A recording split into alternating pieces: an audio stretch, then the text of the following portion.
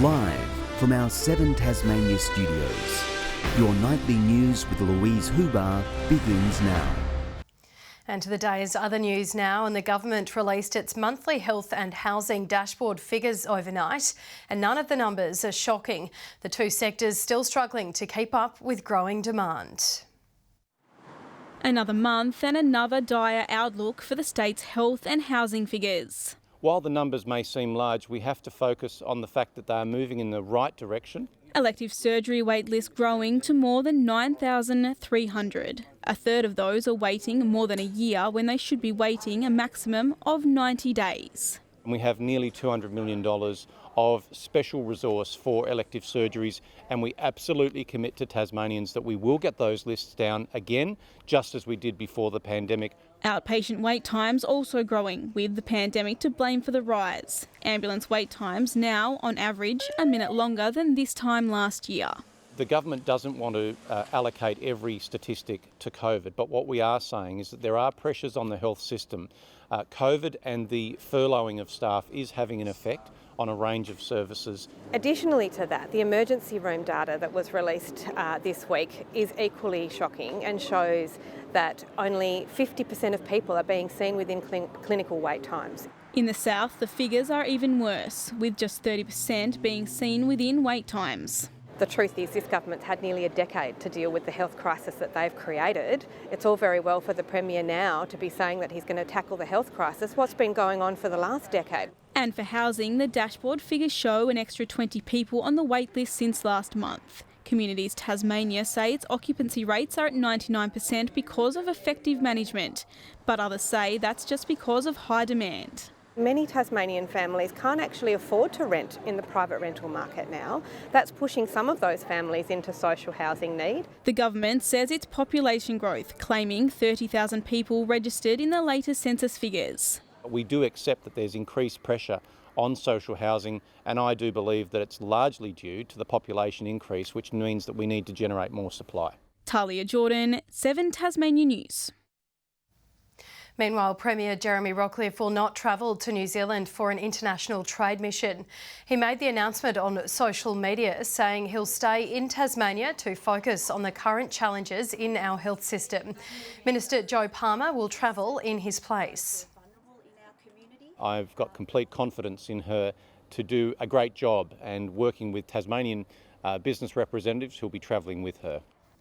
It comes after strike action by nurses at the Royal Hobart Hospital earlier this week over staffing and workload issues.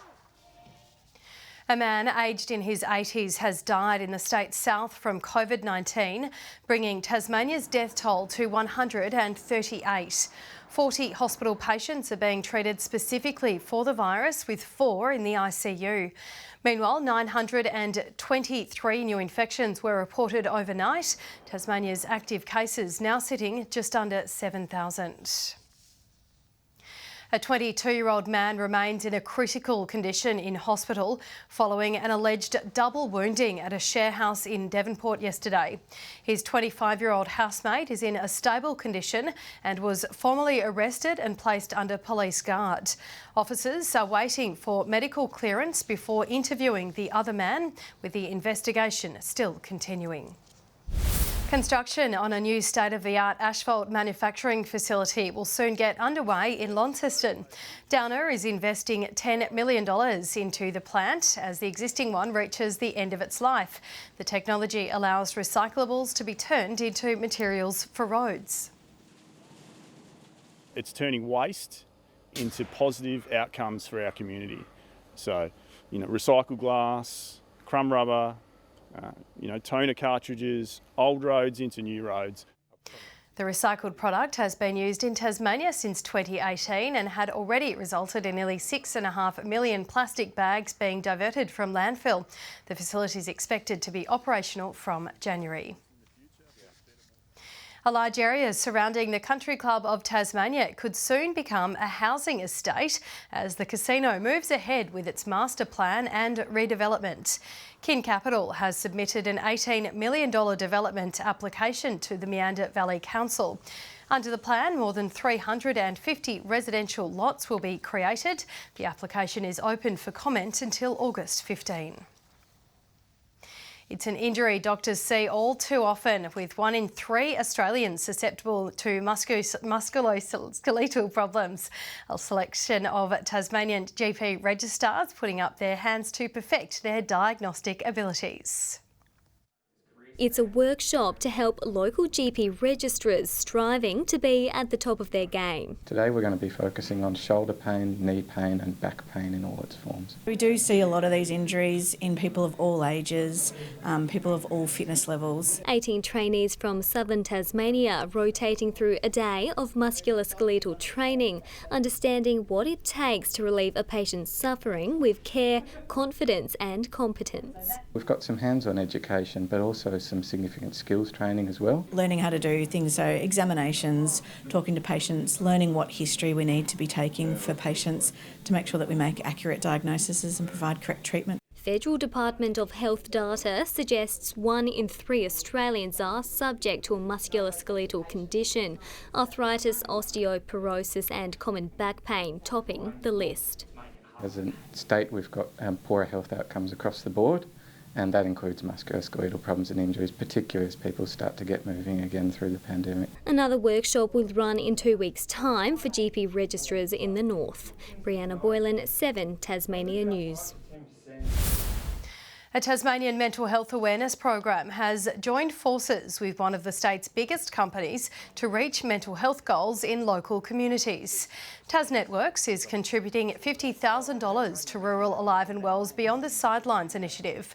The program works with local sporting clubs to highlight mental illness and well-being. We know that young people congregate into football clubs. It's a great place to connect, great place to build relationships. Our employees live and work in those regions, in remote regions, and we're fully part of the community. So this is important to keep communities healthy. The funding will help support new community events across the state. Tasmanian Zoo has welcomed 2 new arrivals. A binturong looks like a mixture of a bear and a cat, but they're not related to either. They're from Southeast Asia and weigh between 20 and 30 kilograms each. They look unique, they smell unique, they smell like popcorn, and they're a vulnerable species as well. So whatever we can do to help them out, we want to be a part of that. The animals, aged between 2 and 4, are at the zoo as part of a breeding program, and they're the only 2 in Tasmania. Tasmanians have flocked to Hobart's showground for the traditional annual animal judging competition. Groomed and obedient cabbies showing their judges the best side, with high expectations for this year's North vs South Poultry Challenge. You're judging it on the shape. And then there's obviously the colour, the condition of the bird, eye colour. The October show will look slightly different this year, taking place over 4 dates at different venues due to the showground's pending redevelopment.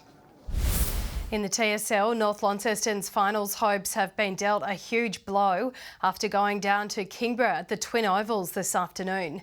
In other matches, Colin Garland had a day out, scoring 10 goals as the Roos thrashed North Hobart, while Lauderdale were too strong for Glenorchy. It was crunch time for North Launceston as they looked to keep a hold of their top 4 spot. But the first quarter could not have gone any worse for them as the Tigers ran riot, scoring 5 goals to none. The Northern Bombers finally getting on the board in the second quarter. They scored 3 goals to none, putting them within 16 points at the main change. The Tigers, however, are second for a reason and took control in the third. North Launceston refusing to give in, and they were within 3 goals with a quarter to play. In the end, Kingborough had too much firepower all around the ground, cruising away in the last quarter to a 26-point win. At Blunston Arena, it was one-way traffic from the opening bounce. 6 goals to 2 from Clarence in the opening quarter, setting the scene. Colin Garland having a day out for the Roos. He had 4 goals to half-time, which became 10 by the final siren. The Demons' highlights were few and far between, the margin growing every quarter and was beyond triple figures by the last change. A dirty day for North Hobart as the high-flying Roos romped home to a 127-point win, solidifying their third-place position. John Hunt, 7 Tasmania News. In the NBL 1, Hobart's men's side has continued its winning ways, but not before facing a scare against Waverley last night. The visitors blitzed the Chargers in the opening quarter and were still in front at half-time. But Hobart found an extra gear in the second half to run out 93-66 winners. Gruden needs to get busy. Now Brown needs to throw one up and gets it to go from deep. Luke Brown from downtown. In the women's, Waverley were too strong for Hobart, winning 73-57. There's been a big upset in today's Tasmania Netball League preliminary final, with Waratah defeating the Cavaliers this morning. Cripps blowing the game open in the second quarter, scoring 18 goals to 7. The Cavs unable to muster a comeback after half-time, with Cripps winning 55-42. They'll face minor premiers Northern Hawks in the grand final next Saturday. Devonport has one hand on the NPL Tasmania title after defeating reigning champions Glenorchy 1-0. The Strikers took the lead in the 67th minute via a free kick from Nicholas Lannell-Atkinson. Glenorchy comes with inches of sharing the points at the death, but it wasn't to be. Devonport's focus now turns to Wednesday's blockbuster Australia Cup encounter against the Wellington Phoenix. Elsewhere, Kingborough leapfrogged the Knights into second place, defeating Riverside Olympic 1-0. Good evening everyone. Burnie and Devonport reaching the state's top today of 13 degrees, 12 in Hobart and Launceston reaching 10. Across the state, the Islands, Wynyard and Friendly Beaches also reaching 13, Low Head, St Helens, Grove and Strawn all 12, and after a -9 night, Lyowini managed to reach a top of 4 degrees. Cumulus cloud can be seen across the north, west and south of Tasmania today, with mostly clear skies in the east. Further out, a wide cloud band can be seen extending from the Indian Ocean across the mainland, which joins up with a frontal band over southern South Australia. Tomorrow, the high has moved over the Tasman Sea and another high has developed over Western Australia. The cold front lies between the highs and extends from South Australia to the west of Tasmania. And we'll see north to northwesterly winds tomorrow, 20 to 30 knots, possibly reaching 35 knots in the west.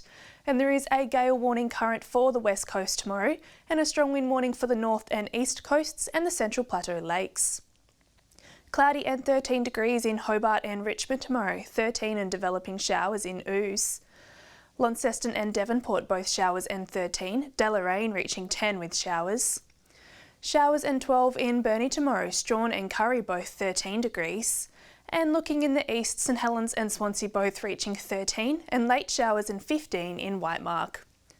On Monday, showers about the west, north and central areas with a chance of thunderstorms about the west and Bass Strait Islands. Showers about the west, far south and far northeast on Tuesday, easing during the afternoon. And on Wednesday, showers developing more frequent about the northwest with possible thunderstorms about the north and the west. 17 in Perth tomorrow, Adelaide and Melbourne 15, a frost in Canberra reaching 13, cloudy in Sydney and Brisbane and 32 degrees in Darwin.